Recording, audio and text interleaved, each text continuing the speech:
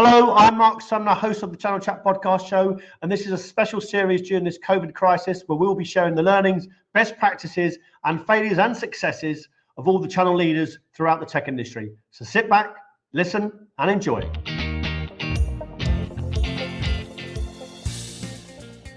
So today I'm joined by David Watts, UK MD at Tech Data. How are you, David? Great, thanks very much. Nice to see you. Yeah, great to see you as well. As a technology company, you have probably adapted better than most. However, what are the main challenges you are facing as a distributor? And you're right, I think we were very ready, much more ready than I had realised actually, to get everybody off site. You know, I realised pretty quickly when we started planning that we might need to have the teams working off site that actually our infrastructure meant that we can operate completely remotely almost straight away. All of our tools, our phone system, and everything just works as well remotely as it does when we're all in the office, which was great to see and a good learning for me. Fortunately we had a bit more time, so we could optimize when we did press the button. So I think from a distribution business perspective, a lot of the challenges have been about keeping up with the real spike that we've seen in mobility products. And it's not just the hardware, anything that enables teams to be mobile as well. So a lot of thin client sales have boosted through this, security sales, as well as all the hardware mobility products. And what we're finding, because of course, supply chain was already slowed up because of what started in China, Wuhan, and the manufacturing closed down the extended Chinese New Year break. That supply chain has never quite caught up, and as that stock arrives in our warehouse, it's pretty much straight back out into customer backlog. So that's been, great problem to have in a way from our perspective, and we've been supporting our customers through that. And the challenge there has been trying to give reliable lead times to customers in terms of those products and the solutions that they're offering out to those products. And the other sort of distribution-centric challenge has been around, or the potential challenge was around our logistics centre. So obviously, we've been practicing, social distancing, taking temperatures when staff have entered the warehouse, keeping couriers in their cabs, a whole bunch of stuff, separating of shifts has been really important. The team up there have done an amazing job. We haven't had a lot of sickness. We have had quite a few people out though, because they've hit a hot temperature when they've come in, or they've got family they need to look after who are unwell at a time when our order load was peaking. But we normally do next day delivery if we've got stock of 99.9%. It sounds like a made up stat. It's not. 99.9% goes out next day. We're still pretty much close to that. We just dropped off a tiny little bit level of service, and that's returned to normal now. Around supply, what are the main challenges and the lead times in dealing with the backlog of orders? Yeah, I think what's happened is that the manufacturing's returned to normal, and then getting the product from China generally into Europe has been slower than normal. So there's two elements of that. Obviously, if you take something like home printers, that's been a real spike. Generally, they don't ship by air, they ship by sea. So they've got, and that's a profitability thing that, that's not going to change. So that supply is slowly coming in. And then if you take notebooks, for example, which do come by air, generally speaking, they are often using commercial airlines to ship a lot of that product in. Of course, there are no commercial airlines. So suddenly there's a big queue for, the big carriers who just freight forward by air, and of course it's more expensive, and I guess that sometime that'll turn up in prices in the marketplace as well. So it meant that there's just been some uncertainty when finished product is ready to go as to when it would quite arrive. I'd say that's a lot more predictable now, maybe for the last 10 days than it was for the previous 3 or 4 weeks. It's becoming a lot more accurate. I mean, the manufacturers are moving heaven and earth to get that stuff over and predictable. David, what has been the feedback from the vendors about the challenges they are facing? I think, beyond the initial challenge that we've all had, which is how to get everyone else off working, I think the next challenge for us and the vendor and reseller community has been, how do you keep in touch with your customers? What's the right level of contact? Are they open to digital events more now that they can't attend physical ones? How do you keep the training going? I think the key discussions I have with sort of my peers in vendors and customers is there's a real keenness, whilst not underestimating the challenge, because it's a challenge of a lifetime, an absolute challenge of a lifetime, this, without underestimating the challenge, how do we ensure that we don't talk the thing down? Because, you know, is there going to be a recession? You know, it would be very difficult to argue there won't be. Will this peak in mobility products finish at some point? Well, probably it will be. It will come to an end. However, you know, there's the whole will of central banks and governments globally is to keep everybody in business. So when we come out, there is something for us to go at, and therefore you don't want to talk the market up necessarily, but you certainly don't want to talk it down. So the conversations are more about what are we going to do and what are the trends that we will see and we want to drive after this is all done. So really, how do we as fast as possible get to the new business as usual and drive it hard? David, post-COVID, whilst demand has been steady, what do you foresee the impact on distribution moving forward? I would, okay, there's so many ways of answering that. I think, you know, what we're seeing in terms of, I mean, I can only talk about myself, and then maybe I'll talk about tech data, and then maybe I'll talk about distributors and the channel in general. I think, you know, we've seen a huge spike in all uses of our electronic tools, of which we have, you know, software as a service, infrastructure as a service, monthly billing, consumption tooling. We have our InTouch platform, which is, you know, over 20 years old, really sophisticated. You know, backlog management, for example, on that is a really critical tool at the moment. When, as your back orders come in, maybe your end user isn't there, you can manage all of that online. I mean, it sounds really basic, but it's really critical at this point. Absolutely, yeah. We're seeing an upsurge in all that sort of stuff. Our InTouch usage is up by 50%. Most resellers use InTouch, you know, even if they're not regular buyers from tech data. So I think, you know, people see the value in that, and they'll see the value of that sort of stuff moving forward. They'll have got used to a certain level of self-serve. I think, though, for distributors generally and the channel generally, in what other way, in what other route to market would you be able to serve the market as quickly as the channel has done? It's been amazing. You know, if I look at our customers and our vendors, and I'm not just talking about the NHS and the blue light stuff, which is you know, been paramount recently. But the care and attention that our customers have for their end users in making sure that they could react to events, which often is for some of those businesses will be a matter of survival, those end users, has been amazing. Their sense of responsibility, the speed and nimbleness at which they've just completely changed their ways of working to serve their customers. I'm seeing that from vendor above us in the chain. I'm seeing that really in our customers, and it's amazing. And I think what I would love to see is vendors, particularly if they don't 100% value the channel, didn't 100% value the channel before, they 100% value the channel now. You know, it's been an amazing time for them to prove, or for us to prove our worth, I think. David, obviously we've seen some companies profiteering in this market, but obviously the situation has led to some definite business opportunities. What opportunities do you see for tech data? I think, I mean, we're in the eye, it still feels, even at this point, that we're right in the eye of the storm of things still being set up for the first time and in new ways in terms of remote working.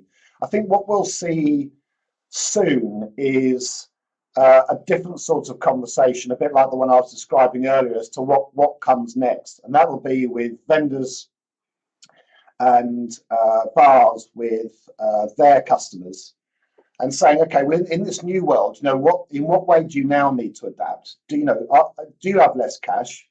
Do you need to create more efficiency in your business? And therefore, what is the IT solution to that? Because there will be an IT solution for that, no doubt.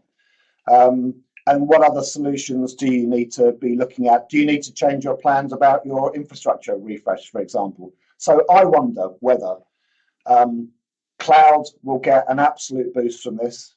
I think that this mobility peak will come in a second wave. That would be my view at this point. And I think that what that will be is companies reassessing whether they need all this real estate when they've proved the model of working from home, and do they need to worry about trusting their employees? Well, they've just had this massive paradigm shift in a space of days, and I think they'll have learned that they can. And do I need this big pack of servers that I've got in a room in my office? And also, OPEX versus CAPEX. Is this the time of as a service? You've got less money, but you need to change. You want to invest in mobility. Why buy it all up front? Why not buy it as a service? I mean, that's a paradigm shift that still seems to be slow to happen in IT. I mean, we're finally, after 4 or 5 years of investing, starting to see a great return on as a service. But in car financing, for example, it is just standard. And why shouldn't it be for businesses' estates? It's always escaped me slightly. The changing nature of companies' fortunes coming out of this and where they want to deploy their cash may mean that as a service gets another real bounce. So that would be it for me. Agile working, more usage of the cloud, and models like as a service. Yeah. You touched on staff there. How have you managed the well-being of your staff during the lockdown? There are only so many Zoom meetings and quizzes that you can run, aren't there? It's hard, I mean, it's actually hard when people are in the office because they don't necessarily, by nature, if you have some anxiety or depression, you might want to keep that private. You might not have the language to talk about it, or you might feel like you get judged. So it's only going to be worse when people are off site. I mean, we have put in a fairly well stated position with our managers that you need to run a huddle every day. I mean, make sure you see everybody and make sure everybody is ready for work. They're dressed for work. I mean, albeit in a casual manner. And make sure you get the time with your teams one-to-ones. I do a video in one-to-ones. I do a video once a week for the company, which is really just an update and some reassurance so people hear from me. And one of the things I talk about is, we have a responsibility to look after our teammates at this point. So if you haven't heard from someone who you would normally have heard from, maybe it was just you normally be in the kitchen at the same time. Make sure you check in with those people. And that's beyond the stuff that we've done around what does a perfect day look like for managers, the mental health toolkits that we put out there. And if you go onto our internet, there's a big red button. If you hit it, a mental health first aider will put a call into you. That already existed actually in the offices. We have good employee assistance programs. It's all free of charge for our employees. But I do worry about that. And I think somehow to get a release from this sort of heightened level of anxiety, which I think the whole world has got at the moment, to find some ways to do things different to address that is really important. And I think some sort of time outside, rigorously done. Personally, for me, some sort of meditation. I already do quite a lot of meditation, but it certainly made me redouble that. And then social time. Make sure you pick up the phone. Actually, probably the phone because you're sick of Zooms at the end of the day, or WebEx, or Microsoft Teams, whatever it is. Get on the phone and talk to a friend you've not spoken to for a while. It makes such a difference getting that connection. But it's hard, and I think coming out of this, that's going to be a big topic of, what's the impact on people from this long period of being at home. Yeah. In terms of onboarding, inductions of new staff, how are you managing to do that, and is it being effective? We are managing to do that effectively. I mean, we're not hiring a lot at the moment. You'd be sorry to hear that, Mark, but we will that will come back. So we have an academy training scheme where new people come in, get taught on the tools and the ways of working with Intech data and how we deal with our customers. And it runs for a couple of weeks. We've got a very talented L&D team who have turned that into a virtual program and running that online. And then when they get up and working, they'll have a buddy, which would normally be somebody you're sat next to, of course, but we need to find new ways of those people checking in and supporting them. So we are continuing with that. I mean, this is I say to other people, imagine this 10 years ago without Zoom and with expensive airtime on mobile phones and stuff like that. You know, these days, all that stuff is so much easier to do. It's not optimal, but, you know, if you work in field-based jobs, you know, a lot of your communication and your training and your updates are like this anyway. You know, I mean, there are plenty of people who only work like this. There are lots of ways of getting things done, and we're utilising as many as we can. Yeah. In terms of hiring, are you still hiring during the slowdown? We're hiring by exception, and the reason for that is it's the not knowing, Mark. You know, if we knew this was going to be X period, and then you make your own judgment as to what was going to happen in the immediate period afterwards, and then what was going to happen to the underlying economy going on, you'd maybe be a bit more buoyant in your choices. We're being a bit conservative and just saying this is a good time for us to manage our costs closely. Obviously, travel and entertainment has kind of sorted itself out to a certain extent. Yeah, definitely. Hiring's the next, you know, that was our biggest variable cost that we can have a look at, and we're just saying let's keep that tight. And you know, the underlying part of that really is that we've got a responsibility for the colleagues that we've got and the teams that we've got. You know, outside of logistics, there's 1,000 people working at Tech Data. I don't necessarily want to add in a few tens of more if we're then going to hit, you know, a tough recession and a bit of a market downturn, because that doesn't seem like the responsible thing to do. You know, what the government wants us to do is what we should be doing, which is protect jobs. Yeah, absolutely. Collaboration tools have been vital in this period. Have you seen or adopted to the change of behaviour since the lockdown? Yes and no. I would say the no element of that is we already had really good collaboration tools in place. So we have some very sort of fundamental collaboration tools. We have a tool called Request Manager, which effectively manages from customer order, query, quote, all the way through to that being closed with the customer, either through a shipment or the query being dealt with or the quote being given. So they're kind of part of our firmware, as it were, in terms of the business.